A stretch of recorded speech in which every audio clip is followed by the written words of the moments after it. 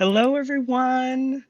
Welcome back to Crossroads of Cognizance, where we recap the week, talking about what's going on the East Coast, the West Coast, and everything in between, the themes we see, the people we help, and hopefully throughout this show and this broadcast, you can share in with us in community and share your insights as well. We want to hear from you. As you are watching us, if this is your first time, we'd love for you to like and subscribe so you know when we're coming on. It's every Thursday 5 p.m. on the East Coast, 2 p.m. on the West. And we're just here to have fun, folks. So, with that, I will introduce myself. I am Dahlia Rose. I am the owner and keeper of Crystal Cognizance on the East Coast. We sell crystals, spiritual healing tools, but mainly we focus on the meditations and the healing sessions, as well as intuitive guidance. And here with me today, I have. Hi, everybody. I'm Katrina Rasbold. My husband Eric and I own, God, what the name is that store? Crossroads Metaphysical Store in Shingle Springs, California. And we are a retail establishment that sells handmade magical products is our specialty. We have a lot of vendors that also provide handmade products to our shop. And my gig is spell work for people, working as a professional witch and doing cleansings and energetic healings for people. And also I do card readings. So in fact, tonight at 7 o'clock on facebook.com/Crossroads Occult, you can get readings from myself, Nelta, and Gladys. And just be aware, we swear a whole lot more than Dahlia and I do. It's a fantastic broadcast. You're not going to want to miss Yeah. it. We cuss a lot, but we have a good time and we do readings for people. And that's pretty much my life. You know, one thing I'm seeing, Dahlia, is the huge difference in people that do magical working or craft or whatever you want to call it as just a thing that I do versus people who live it every day. It's a whole other world when this is, hi, Monique. Hi, Elsbeth. When you are living it as the life and you're steeped in it, things work differently than when it's just kind of your side hustle that you do every 8 weeks for a Sabbath or something. Absolutely. And that lifestyle piece, it plays even into the maybe what we could say is non-magical moments, right? But really there is no non-magical moment. There are But none. They're all magical.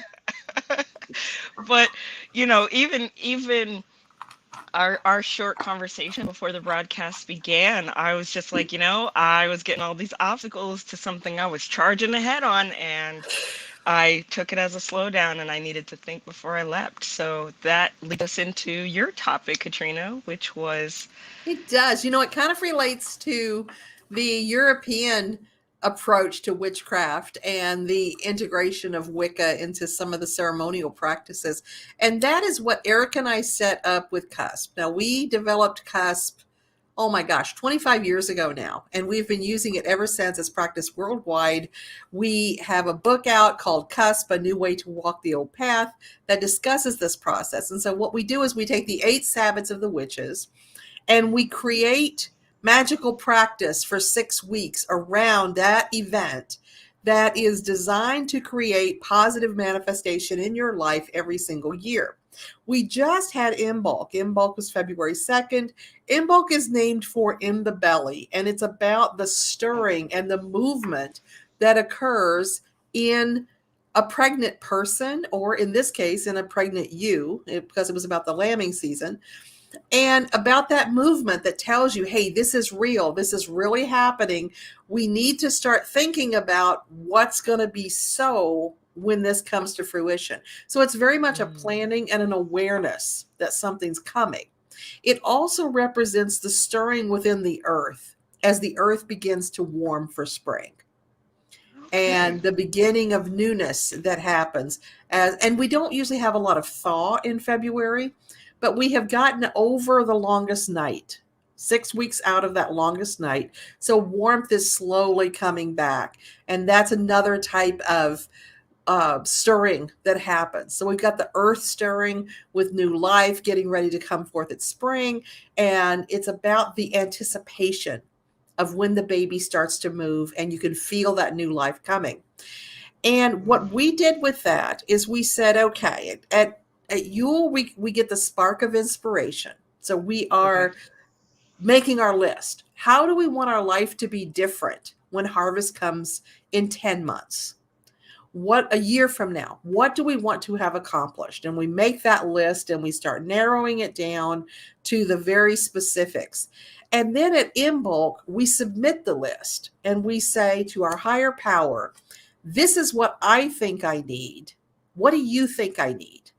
How Mm, does what I have planned marry up to my greatest good and my best outcome?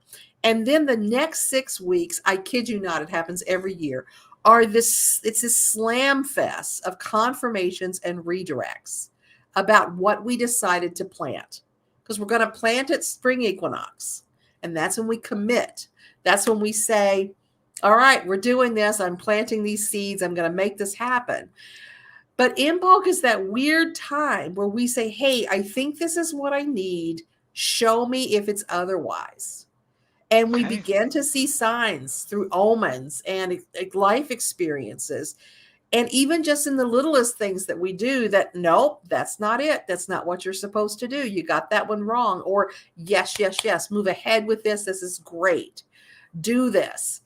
And I have just been seeing so many confirmations and redirects in the last week or two. And so that was really my theme for this week is or for this broadcast is those Imbolc redirects are just flying around. And you know what happened? We got out of Mercury retrograde and that pushed information really hard. So there was this Yes, it did. bottleneck of info for people. And so Mercury went direct and it was like this huge download just went and just got into everybody's head about what they needed to do. So right now we have Absolutely. lots of people preparing to relocate, lots of people deciding to take new jobs, lots of people beginning or ending relationships or recommitting to relationships, lots of confirmations and redirects. Now I'm done. Go ahead. Absolutely on the East Coast too. But what's interesting is that on my end, it seems to be coming through not as not directly as confirmations and redirects, but they are the energy of that is present. And so I have folks coming to me and they're like, "Yeah, I want to manifest. I want to," and I'm like, "Okay, well, what?" And they're like, "Abundance." And I'm like, "Okay, abundance of what?" Yeah. What does that look And like? and then further into the conversation, finding out that they do actually have it. Or one of the things that I do for my sessions is a pre-read. It's like a page long written out letter, and from the universe. And I've had several people book sessions saying that life is just not moving the way they had hoped, and that's not the information that's coming through. And so one of the themes to coincide with yours for me was redirecting people to say, okay, here's maybe why you don't feel the movement in the belly, right? Like if we're talking about pregnancy, there's a stage where that baby is too small to really be felt. And then there are some women that are just that out of touch with their body. Like I know with my first pregnancy, because of the circumstances under which I was pregnant, I was very disembodied. I wanted nothing to do with where I was in gestation. And so, one of the things I found myself saying to people was like, okay, let's make this measurable. I know when I want to manifest a chocolate bar, I know once I get that chocolate bar, then I've completed my task. But if you're just saying, I want abundance, you haven't really put in your order. I mean, that's like going to a restaurant and saying, I want food. They're going to look at Yeah. you a little funny, you know. Um, so that was one of the things that we ended up talking about. We also started having conversations about personal values. So I found myself in conversation with people who would say they wanted something because they saw somebody else have it, but it was not in, I would say, their top five values. If you value family and you're chasing money, those two things are probably going to collide at some point. If you value, I don't know, if you value a cleanly space, but it's, you've got to write a book and your papers are everywhere. those things are going to collide. And so there may be this resistance, this foreign energy that you're not becoming aware of. Or it may, I mean, in a lot of the cases that I was seeing, the energy may start and then slowly trickle back. And it's the question of, you know, redirects and confirmations. And what people tend to do is, well, this isn't moving as fast as I want it to. This must not be for me. And so, you know, there's a lot of awareness that has to be pushed into the process. I think it's one of the beautiful things about the cusp path that you have brought to our broadcast. And you guys, if you need, there is a book on this. Check out Amazon. I think you can still get it just on Kindle. And I can Mhm. post a link after. But another process of this manifestation is, and the confirmations and the redirects is not just the time of year, but what's involved. To my example of a candy bar, there are only a handful of steps between me and that candy bar. You know, either I'm going to get it or somebody's going to bring it to me, but maybe there's 5 steps. I had a lot of people trying to manifest, you know, healing in their family or, you know, taking major steps in their life that involved not only them, but 6 other people, then 12 unknown people that are responsible for the litigation piece, or, you know, whatever the case is. The more people you have involved, the more steps. Maybe there's money that needs to be put up first, and you don't have that. I have a lot of people that'll be like, oh, I want to manifest a trip in the Hamptons, and then they're like, you know, throwing their money away on nonsensical things, and it's like, well, that trip is going to be a long time off. Mhm. So, you know, and lastly, to the conversations that were taking place this week, it was like, did you dream big enough? I don't know if you found this, Katrina, but when we dream in safety, those things, they, you know, satisfy us to some degree, and maybe again that energy will trickle in, but it will sort of trail off. When we dream big, we actually, I think, put forward this heart vibration. It's almost like your heart beats a little harder for what it is that you want, and the steps are clear instead of like, oh, I just want to keep things comfortable. I don't know if you found dreaming big pushes forward those confirmations and redirects in a stronger way. I think it does because you feel like you're getting away with something. So often Mm, we're taught that, you know, don't get too big for your britches. Don't try to reach for something that's impossible. We get encouraged to downplay. And so when we do allow ourselves to dream big, it really feels like we're breaking all the rules. And so sure, we start to have that heart pattern. I really liked what you said about abundance and how, you know, you can have an abundance of bullshit. You can have, you know, an abundance of angst. Be clear on what you want an abundance of, because the universe listens to what you say and it hears nouns. This is one of the things I really try to put out to people when they're manifesting something. The universe doesn't hear qualifying words, it hears nouns. So if you say, I want to lose weight, it doesn't hear lose, it hears weight. It doesn't hear the verb, it hears the noun. It's like, right. oh, look, our fat little pigeon would like a few more pounds. No problem. Here we go. So you know, you have to be very clear with what you're saying. It's not, the universe isn't waiting to screw you over. It's not a trick. It's not trying to trip you up, but you do have to be specific about what you want. And a lot of times people don't recognize their blessings when they get them. Hmm. And when you're talking about dreaming big, sometimes people get a really specific image of what that looks like. And like you were saying, they'll say, oh, it's not manifesting like I thought it would, therefore it's not for me. They're not looking at the ways that it is manifesting. An example is I recently had a client who was told that their house was being sold, their rental house was being sold, and you've got 90 days to get out and find another place. Well, the housing market's terrible right now. Right. And they had several pets that this other landlord had been comfortable with them having because they're well behaved pets. But it's difficult to move when you have pets. Right. And so they put out this huge list of what all they wanted in a house.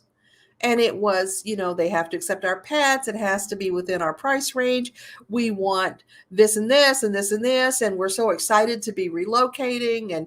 And so they're putting all this energy into it. Meanwhile, right, I guess it was about a month before the deadline, the landlord came back and said, situations have changed. I'm not going to sell the Mm. house. You can stay here now. And they were devastated Oh. because they had gotten all amped up to move and excited about this new place. And I had to point out, look, your current house fulfills all of your list and you didn't have to do a thing. And they were just, well, it's not supposed to work like that. And I said, no, that's exactly how it's supposed to work. Magic is energy. It will take the path of least resistance. And in this Absolutely. case, least resistance was getting that landlord to believe that continuing to receive regular rents from a person was better than having a house on a market that, is not big with selling right now. That's quite a So, reaction. so yeah, Yeah. recognize your blessing when it comes. And, sure. And if we follow the planting idea, if you plant a whole, you know, field full of green beans and you go out at harvest time and there's a lot of corn there, you're not going to be hungry, but you probably are having to change gears and go, huh, I need new recipes. Time to experiment. That was Yeah. another thing we were seeing here. I recognized as people were coming to me, I was like, having a space where somebody can remind you of where you were and where you are may be ideal. This is where people like you and I come in, even if it's a spiritual counseling session or a coach that someone might have, or even just a group of friends that are just like, hey, you know what, that these people are going to celebrate with you. I had the absolute delight and privilege of having 2 or 3 people in my store this year that I hadn't seen in a year and a half, and seeing them, completely transform from when because when people come into my store the first time, they usually look a little rough, look like life has just really taken its toll, not in appearance, but in vibe, the hunch, the Mhm. the murky look to their energy field, all of that, because they're coming for help initially. And then when they come back, they're like glowing and all this has changed. And so having a mirror, someone to mirror, like, hey, I remember what you looked like before, and wow, you've come this far. Maybe that comes in the form of a person. And then if it's not a person, a journal is an option. Katrina, in class this past Sunday, gave us an amazing self-reflective tool in the form of journaling, but it doesn't have to be just that. Imagine you writing your goals or your joys, and then in 3 months finding that you have even more to be joyous about because you're able to read back. So that was something else that came up on this side of things too. It's like, hey, you know what? You need somebody to tell you, and I think we all do, not like a pat on the back, but like when you're charging ahead, you may not look back. So. You're right. And our the bane of our existence and the joy of our existence are witnesses. That yeah, that's what we look for. And in my life specifically, my parents are both dead, all four grandparents are dead. I'm estranged from my brothers. And so when I have someone in my life who knew me before I was 30, it's a real blessing, because sometimes I wonder if I even existed before I was old. I mean, everybody around me has known. Eric never knew me when I wasn't fat. I mean, there's lots of me that doesn't exist in anyone's minds. That these whole decades that I went through that are just gone. And I have my children who were there for that, but they were seeing me as a parent, not as a person. And so, yeah, it's our witnesses to our growth and um, our blessings and our changes and development are so precious. At the same time, those are the same people that sometimes won't let you grow beyond Mm. where you were. They have trouble Yep. seeing you as anything other than what you were 30 or 40 years ago. But 1000%. you are absolutely right about the clients. When they have to come see the neighborhood witch to get fixed, they're usually at a pretty low point. So when I see people coming in here, they're just dragging ass energetically and just in such a bad way. And yeah, a year later they come in and it's like Wonder Woman. They're just empowered and on top of the world. And you almost want to say, God, I'm so glad you don't need me. That's so great. Absolutely. Absolutely. And it's almost like you said, it's a blessing and a curse with people that have known you for extended periods of time. Or if you don't have those individuals, imagine the highs and lows of your personal development. I have a lot of people that they started a project and then they stopped a project and they started and they stopped, and their family members will just be like, oh well, this is just another project, and it's not, and it's hard for them to see that this is the thing that's going to get the commitment. Or even in relationships, you know growing up with a person, and then you try to show them new sides of you, and they're like, okay, yeah, I see it a little bit, and then all of a sudden it takes one or two, I won't even say slip ups, but just if it even smells like it's the same as it was before, then all of a sudden you're back to being who you were, and it's Hmm. it's it's a little bit rough, I got to tell you. I even Hmm. got that myself opening my store. um my mom was very much like, okay, is this like another hobby, because I Hmm. love learning. She was like, how long is this gonna last? And 4 years in, here we are. So, but she knew, I think, I was committed after about a year. Plus, a lease will hold you hostage. So, It does. It does indeed. I had that with my books because I started writing books over 30 years ago, wow. probably closer to 40 years ago. And so when I was mentioning, yeah, I'm writing a book, everybody's like, yeah, we know. We know. And so then, they come back 5 or 6 years later, and I've written like 20, 30 books. They're like, well, son of a bitch, look at that. But then people start to think that that's all you're going to do, that once you're successful, that's what you're going to do. One of my favorite things to share with people when they're looking for what they're supposed to be doing, and that's a latest phase too, is people are leveling up. There a lot of people topped out on where they were, and they're hitting a new level, and they're wondering what that's going to look like. And so I have people that have done their first or their third part of their adventure, and they're wondering what comes next. And so lots of readings are coming across to say, okay, Yes. what happens next? And I talked to people about, and this was a Gay Hendricks thing, the difference in zone of genius and zone of ability. Yep. And zone of ability is what you do exceptionally well. You're just really good at, and so everybody thinks that's what you should do. Hmm. As though because you're good at something, you are obligated to do that. And then there's the zone of genius, which is what you do well and you love to do. Hmm. And it might not necessarily be, I mean, maybe you don't do it as well as you do what's in your zone of ability because you've mastered what's in your zone of ability. But your zone of genius is where you thrive. Right. So you might have a job in your zone of ability that you just ace, that you are just so good at, but it doesn't feed your spirit. Right. And when you move into zone of genius, it's what really lifts you up and makes you feel like you have reached your amazing potential. And that's where I see a lot of people going, is into their zone of genius, where they are leaving secure jobs, leaving secure relationships, because they're just saying, this is not what I'm supposed to be doing. So there's a real kind of, I just keep seeing the Fool card or the Eight Take of the Cups, chance.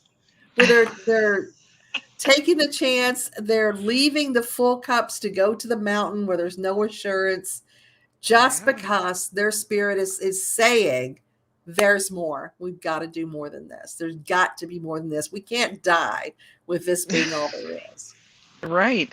I mean, after the last 2 years that we've had, that zone of genius has got to be a glowing sign in your life. And I love that that's the conversation we're having right now as a collective and on this show, because like you said, I've had people come up to me and be like, yeah, you should really, and then I try it and I was like, no. I could do it, but I hate it. And then I'm like, what, I'm gonna leave that to the professional. um Mhm. I have to say this publicly. One of the things I hate doing is reading past lives. I absolutely hate Yes, it. me too. I do too. Could I do it? Absolutely. Will I do it for you? With my whole heart. But am I going to do it for fun? No. No, Absolutely not. I feel it's a very ego-based experience. We are so, what we do now is so important. Yes. And I really flinch away from any engagement that isn't in the here and now or creating a stronger place to go. I'm not a big fan of the past. I'm just not. And it's not just because my past has been painful, but because Mhm. I don't feel that the past serves us. It can't be changed. It's misremembered. I also don't believe in past lives in the same way that other people do. So that's a challenge for me. I wrote a book called The Dance Card. It's a fictional book that talks about my theory of reincarnation, which is Mm, not linear. It happens all at no. the same time. Yes. And Okay. yeah. So I don't think of, oh, I was once, a village girl in, Greece or something. I'm not, I believe we live our own life over and over and over. And Absolutely. I think that when we are seeing, and I do believe people have very strong experiences of of living another life in another time, and I think what has happened is they have psychically connected with somebody from that time to the Mm. point that they're seeing it through their eyes. So I suck at past life because I'm having to do something that I really just don't believe in.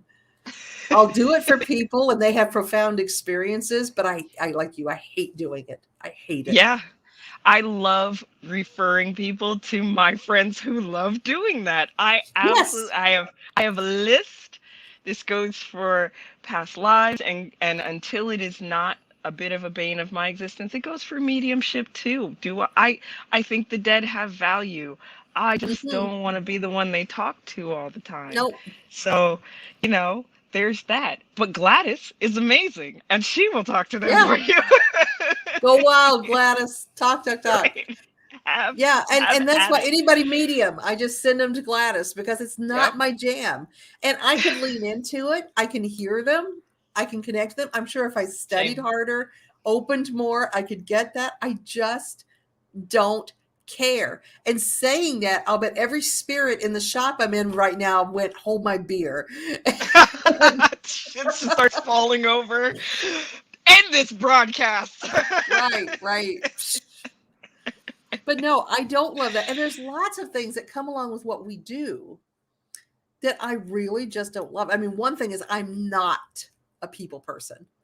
I am just not. Some people thrive, like Eric. Eric Eric. thrives out there, meeting all these people, talking to people, every class of people, every type of person, male, female, every gender on the spectrum, anywhere. He just loves talking to them.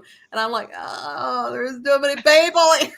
I'm going to be in my cave. Right, because it's people and their stuff. I think that is inescapable if you operate as a healer or a channel of energy, or however you want to phrase it, whether you're doing it actively or passively, or your healing work is just conversation. You can't turn that off. And so, sometimes walking into a grocery store, it's like, all right, one of my shamanic mentors taught me to put on leather. Mm-hmm. Not only is it sexy, but also the skin repels energy. And so leather vest, leather jacket, whatever the case is, and that energy is pushed off and back. Or just put your hood up, put your earphones in, and keep it Mm-hmm. moving. Yeah. You know? I am the rudest person ever in Walmart or somewhere, because it's like I'm putting on a cloak and walking through a place where everybody's throwing rotten vegetables or something. Just get me in, get me out. Yes, I hate yes. it. And then I'm a hermit. I'm a total hermit. absolutely, the Hermit is the Virgo card. At least that's what I Could heard. be. In the Could tarot. be. My partner is the same way. Doc, let's go and meet these people. And I'm like, okay. And then I Yeah. slowly shrink behind the bushes like Homer Simpson. Yeah, yes, Aim exactly. nicely. Eric used to go to all these, not keggers, but parties, like get-togethers and stuff. And everybody was starting, well, where's your wife? Why does your wife not ever come? And it was getting a little bit weird. Just like, nope, nope. No, that zone of genius piece, I think, plays very heavily in one of the other topics that you had brought up, which is accountability. And it may seem like Mhm. an odd segue, right? But I feel, if you're truly being accountable to yourself, to your path, then assessing, is this my zone of ability or is this my zone of genius, comes with that, because you're basically taking responsibility for the actions you take, the energy that you put out. If you're just working in your ability, you're going to be expending a lot more energy than if you're expending into your zone of genius. So that If accountability you go piece to is your there. deathbed and all you did was live within your zone of ability, you will die by our cultural standards as a successful person. Absolutely. But for me and what I want in my life, I want to live in my zone of genius. I Absolutely. I want to skid in, and just know that I did the things that I love to do. Now, you know, with that accountability piece, accountability to me is symbolic to balance. And so with the accountability, we can also have over accountability for others. I think that was a piece that you brought up Mhm. in our pre-show conversation. I'd love for you to kind of define that, because you helped me Oh, discover that sure. last week. Well, I see this a lot with partners and with our children, where we tend to not allow even our adult kids to have accountability for what they do. We're eager to rush in and fix it. A lot of times, because especially people from my generation, and I know that people in younger generations have the same problem, where parents didn't step up and help, or Mm, where you were really just out there on your own with nobody to help. You remember what that felt like and how abandoned you could feel. And so when you have the ability to solve a problem for your kids, it's natural to want to step in and help. But that doesn't always allow them to develop their own problem solving skills and to absolutely. be engendered with a feeling of accountability for the outcomes that they create. And that's a really tough balance. But I also see people doing that with their partners, where they want their partner to be comfortable. And when you live with somebody, or you've lived with somebody for a long time, it affects your quality of life if your partner is unhappy, especially if you have a partner who just pollutes the air with their discomfort and their pain and their frustration. So you want to make it better. And sometimes people will overstep their own accountability and allow victimization of an abuser, or they will allow themselves to be accountable for something they didn't do, so that the Mm, other person feels exonerated or feels okay. And when you do that trade-off and that dance often, you deplete from your own value to the point that you just get lower and lower and lower. And absolutely. even within your own self-value, you tend to wane. And so, and the other person, of course, gains, interestingly enough, they don't see that you have done this. And so they get the message that you really are lacking in some way, that you do always screw up, and that they're always right, or that, and they begin to manipulate even non-maliciously the situation, so that that becomes their response to conflict, is to elicit that culpability from you when it's not there. I don't know if I'm Wow. explaining this very well or not, but 1000%. just, yeah, just that feeling that, I really want them to just feel okay about themselves and about us and move on. I know I can get over this, so let's make them feel better so that we're in a good place. And especially now when everything's so nuts on the outside, you want to come home to a peaceful life, a good relationship. And so we tend to overcorrect in Mm. order to keep everything nice. And that leaves us disadvantaged, I think. And it creates a big old trap door in the floor. I mean, you slide the carpet over it, and you're walking, and everybody's just comfortable, and then all of a sudden those floorboards get loose, and you're back in the same conversation, you're back in the same argument, because the Mhm. original foundation wasn't put into place. And this has everything to do with not only that over accountability place, because somebody had to build that door to say, oh, well, we're not going to look at the ugly thing anymore, but Mhm. with everything that we're talking about as far as manifestations and redirects, you're going to get redirected right to that door if you didn't address it the first time. And so 100%, I had a couple of clients actually kind of come to me, and I was like, okay, we're going to do this session, and then you're going to end up going home, and you're going to be back in the same environment. What is your plan? And they were like, nothing. It's like, Right. okay, let me phrase it a different way. You're walking through the woods and getting mud on your shoes. You come into my store, we wash your shoes off, and then you go back into the woods. What's your plan to keep those shoes clean? And in other sessions, in other broadcasts that we've done, you know, you as a teacher, as a friend, as a guide, have helped me understand how important it is to cleanse where we can, because maybe sometimes we can't get out of these situations. um I feel like it's a little bit of a different story when the conversation is, hey, here's the problem, and then it's like, well, I'm too old and there's nothing to do about it now. And it's like, well, wait a minute. You're still alive, and you don't know when death is going to happen. So wouldn't it be more ideal to do something that enhances and celebrates life than wait for the crypt? I don't know, but you know that over accountability piece, it comes in the form of overcompensating for partners maybe where they lack, but I think it also comes in the form of like, um, not wanting to move forward. So you overcompensate by, dressing this up as, oh, well, it wasn't that bad, or, it gets minimized, and then the effort is to just walk forward. So it's a slippery slope, that accountability. Like I said, I kind of see it as balance, that we ebb and flow in and out of, and then the universe, like we were talking about in the beginning, will come and redirect you or confirm, like, yep, okay, It you're still will. good. The universe will course correct eventually.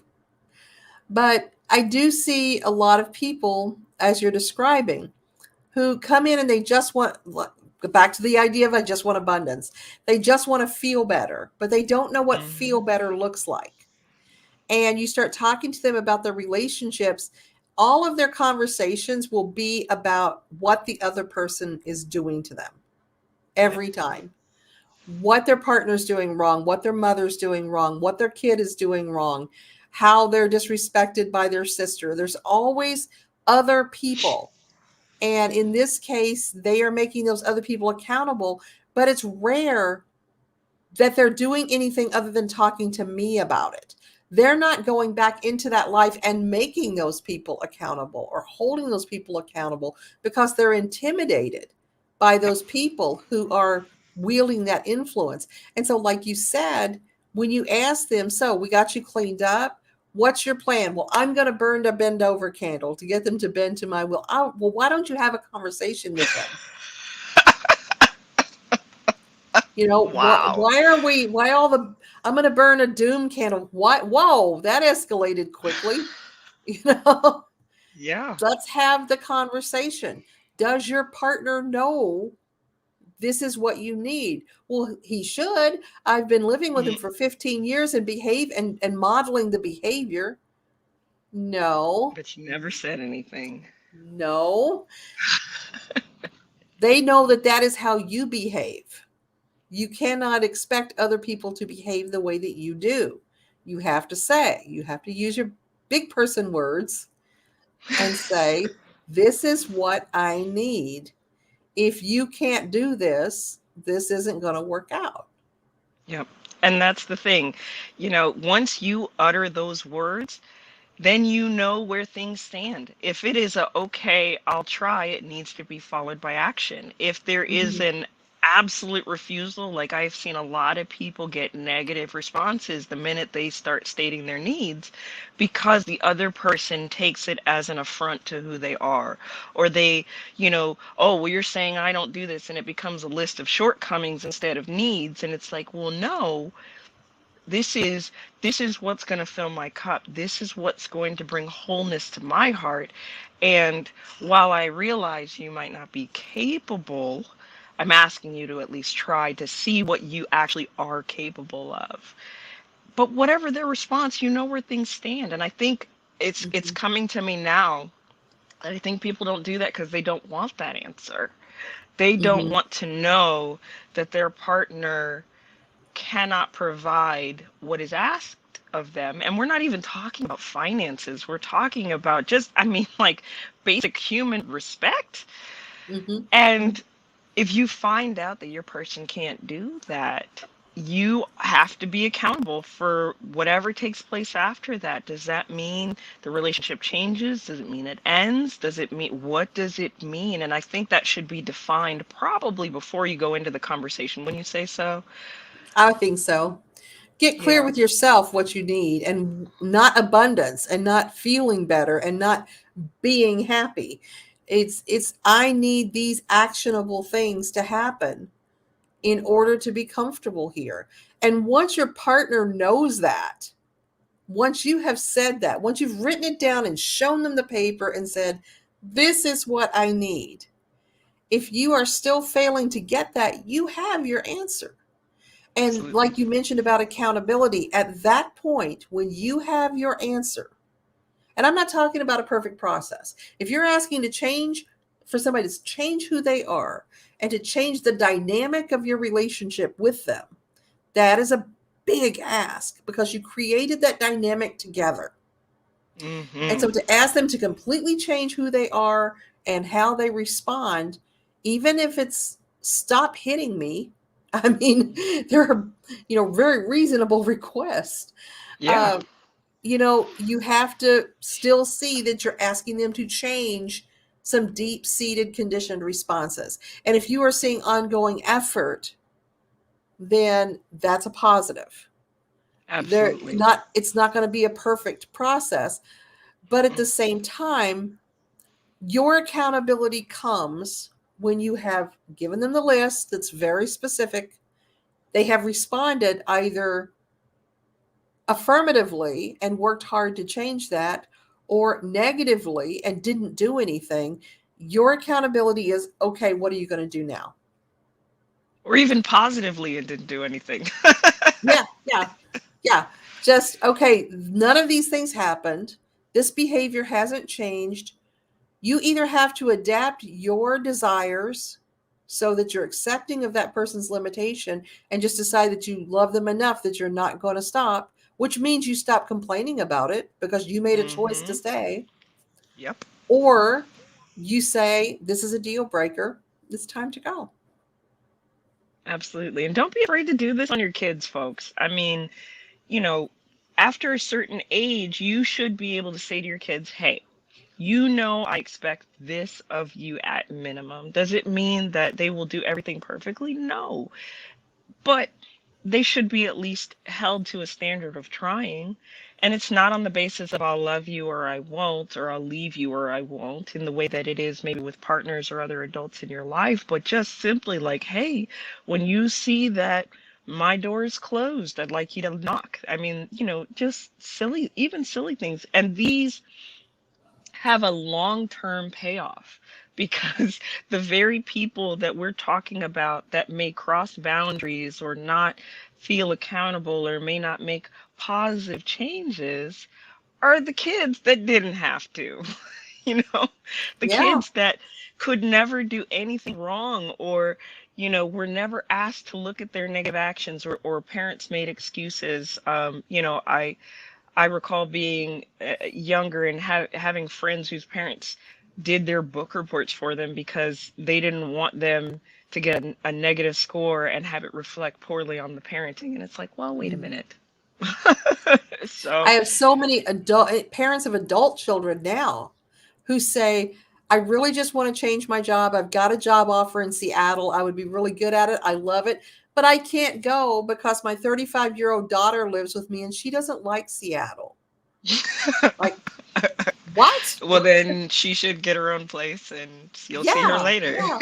Or I would love to come to the book club that you have. That would be so much fun, but I need to keep my car there at the house in case my son needs to use it. Things like that, where the kids are the ones in charge of 50 and 60-year-old people who are fully functional people. I'm not talking about people that need custodialship. I'm talking about adults whose kids are running their lives and living in their house and getting their expenses paid for them, but are the ones driving the boat. And that is not how this works. you know, it all comes back to, accountability and how you've invested in what it is that you're trying to create in your life. Again, I want to return to the cusp path. It's an amazing, if you aren't sure what to do, it's a great way to start. Actually, I wish I had the book near me, but I do have the book. It's a quick read. I don't remember it wasn't that thick. Mm-mm. So, it's a great way to start. And what I love about Katrina and Eric is they'll always tell you, make something of your own out of it. So if you just need to start, much in like taking Reiki class or doing other kind of healing work, if you just need something to start you off, pick a system and then hold yourself accountable for how things manifest. And if you're not sure, you can always reach out to me or Katrina and, hey, how is this going? That was a big theme, like you said. The readings to check in were definitely present on the East Coast too. Oh, okay. Well, I'm glad, I'm still on the path. And one of the interesting things about, accountability and manifesting and all of these things, I remember having a conversation with a person where they had gotten guidance to change what they were doing in their life and who they were with. And the holidays came, and all of a sudden they moved back into the house, and then it was like, okay, but okay, the conversation was more like, am I still okay? And it was like, well, have you been getting redirects and confirmations on what took place while you were there, and where are you now? And I think it's important to highlight amid everything that we're saying, as far as when you start the manifestation process, or if you're in the middle of it, versus taking accountability for what you're doing, time is not linear.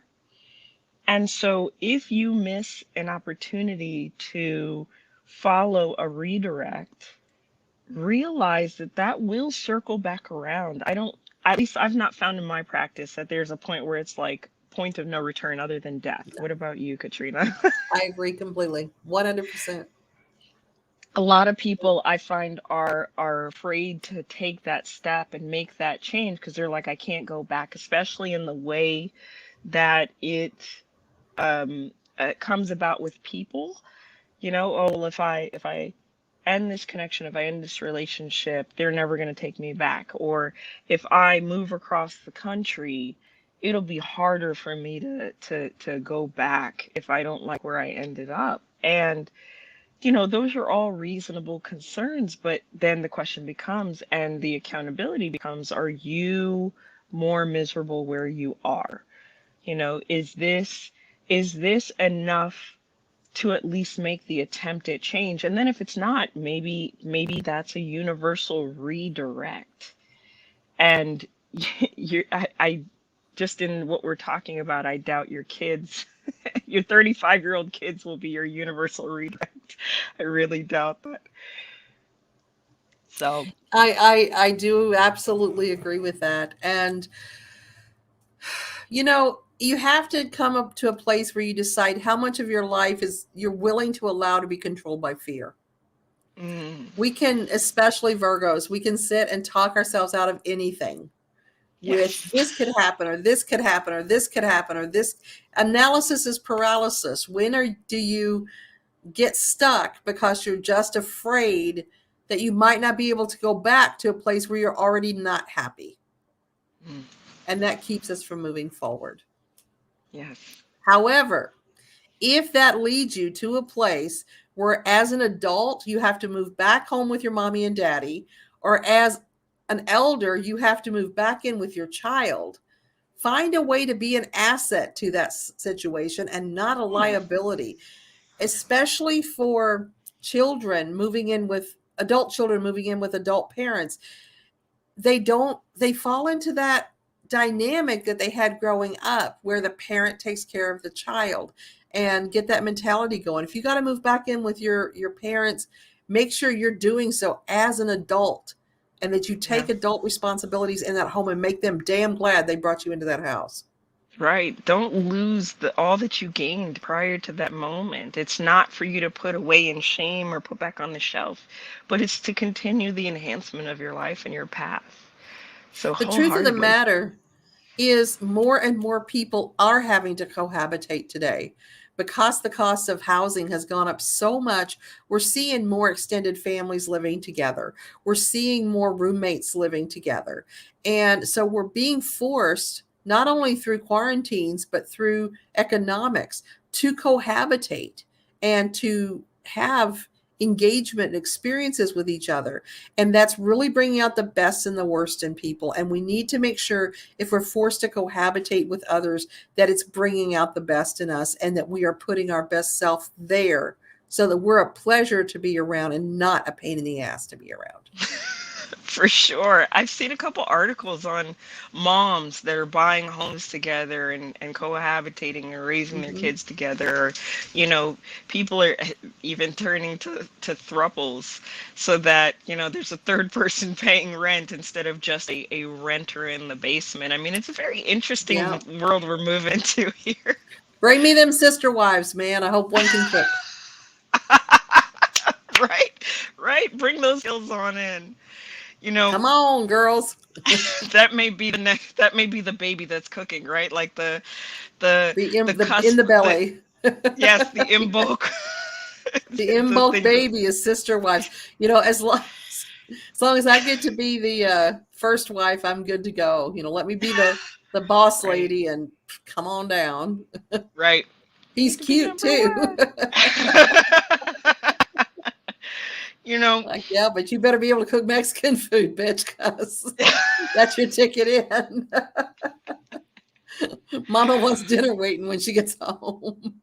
there you go. There you go. And see, look at you. We just talked about needing to be direct about what your wishes are. So What you I can't get need. any more direct. That's correct.